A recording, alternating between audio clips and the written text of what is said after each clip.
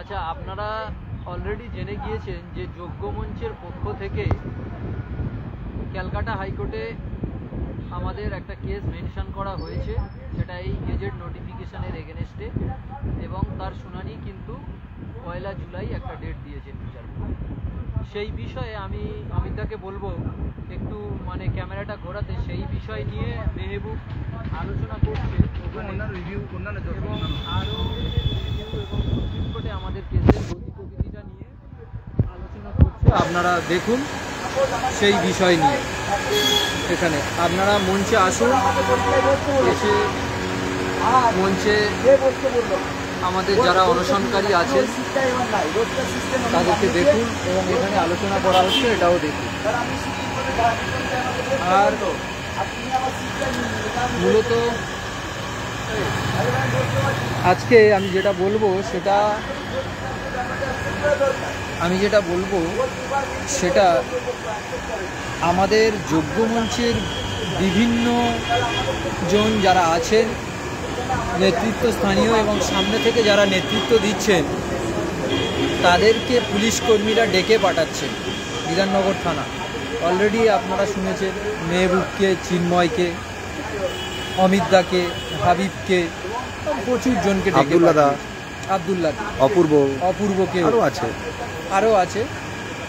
একটা জিনিস ভালো করে দেখুন, বুঝুন যে আপনারা যাদেরকে বলছেন এর হয়ে কেস করলো, এই সংগঠন লড়াই ছাড়ছে না, সেই সংগঠনের কতজনকে পুলিশ এইরকম কেস দিয়ে ডাকছে।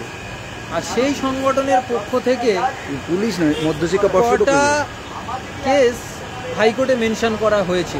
আপনারা তাদের কাছ থেকে জবাব। এখন একটা দুটো মঞ্চ বা গ্রুপ তারা প্রতিদিন সকাল হলেই এটাই বলছে এই সংগঠন লড়াই ছাড়ছে না, লড়াই জারি রাখছে। কোথায় লড়াই জারি রাখছে সেটা কিন্তু আমরা দেখতে পাচ্ছি।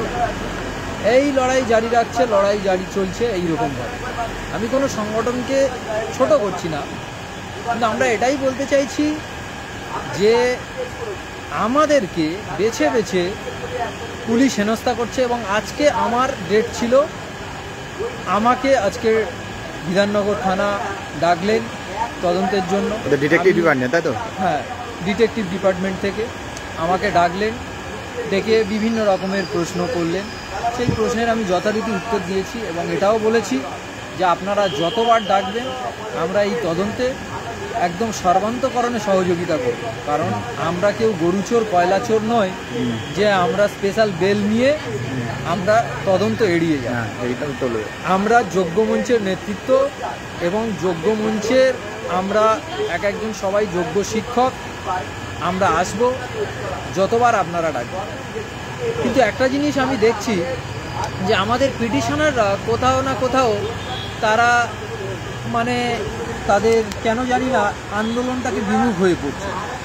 আমরা দেখছি বিভিন্ন ব্লাইন্ড টিচার্স অ্যাসোসিয়েশন থেকে যারা শারীরিক প্রতিবন্ধী, এই সম্পন্ন বিশেষ ক্ষমতা সম্পন্ন মানুষ, তারা আমাদের অনশনে এসে যোগ দিচ্ছেন এবং তারাও অসুস্থ হয়ে পড়ছে। কিন্তু আমাদের যারা পিটিশনার যারা আছে, যারা বাড়িতে বসে আছে, তাদের কাছে আমার অনুরোধ থাকবে আপনারা আসুন। এই চাকরিটা আপনারও গিয়েছে, আমারও গিয়েছে, অমিতদারও গিয়েছে, মেহবুবের গিয়েছে, চিন্ময়ের গিয়েছে, সবারই। 15,403 জনের গিয়েছে। 15,403 জনেরই চাকরি গিয়েছে। আর এইখানে 15 জন বসে থাকবে, এটা কিন্তু হয় না। আপনারা এলে এরা আরও লড়তে মনোবল পাবে এবং লড়াইটা আরও অনেক সমৃদ্ধ হবে। সেই লড়াইয়ে কাঙ্ক্ষিত ফল আমরা পাব। অলরেডি কিন্তু আপনারা দেখেছেন যে ক্যালকাটা হাইকোর্টে এই কেস নিতে চাইছিল না। এক প্রকার আমরা জোর করে আমরা বিভিন্ন গ্রাউন্ড দেখিয়ে বলেছি যে দেখুন এমন পোস্ট ছিল যে পোস্ট আজকে ডিলিট হয়ে গেছে, তাহলে ওই ক্যান্ডিডেট কোথায় চাকরি করবে। তো বিচারপতি শুনেছেন এবং 1 জুলাই ডেট দিয়েছে। তাই যারা ভাবছেন যে নেতৃত্ব হয়তো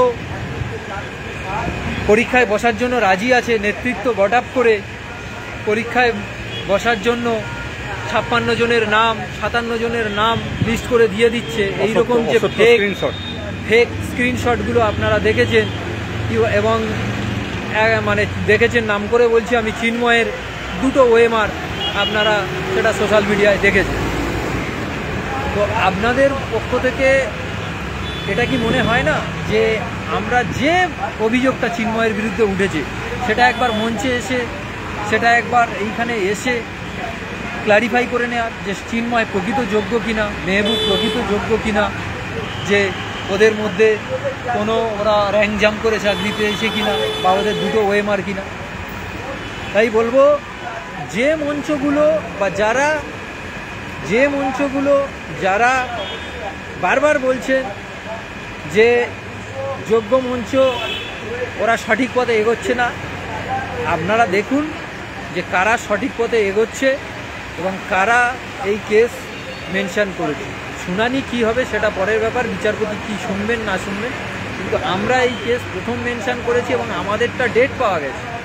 বাকি আগে দেখেছেন ফিরদৌস শামীমরা একটা মেনশন করেছিল, কিন্তু সেটা বিচারপতি শোনেননি, বলেছিলেন এত আর্জেন্ট ম্যাটার নয়। কিন্তু আমরা বিভিন্ন গ্রাউন্ড তুলে ধরে আমরা কিন্তু বারবার বয়স্ক আইনজীবীদেরকে দিয়ে আমরা এই কেসটাকে স্পেশালভাবে মেনশন করেছি। তাই আমরা বলবো, আপনারা আসুন, আপনারা এই মঞ্চটাকে ভরিয়ে রাখুন।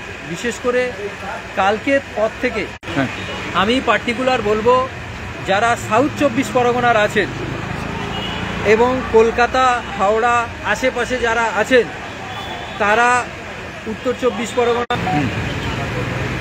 যারা কলকাতা, সাউথ 24 পরগনা, হাওড়া, হুগলি, উত্তর 24 পরগনা, নর্থ 24 পরগনার কাছাকাছি জেলায় যারা আছেন, মেদিনীপুর, তারা আপনারা আসুন।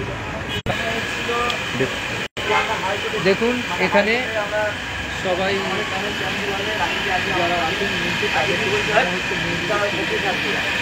আমার হয়েছে, আমি সঞ্জীব খান্না যেদিনকে গেছি ওদের জল্পনা কি হবে। তো আমি বলতে চাইছি, যারা এখনো ভাবছেন যে বাড়ি,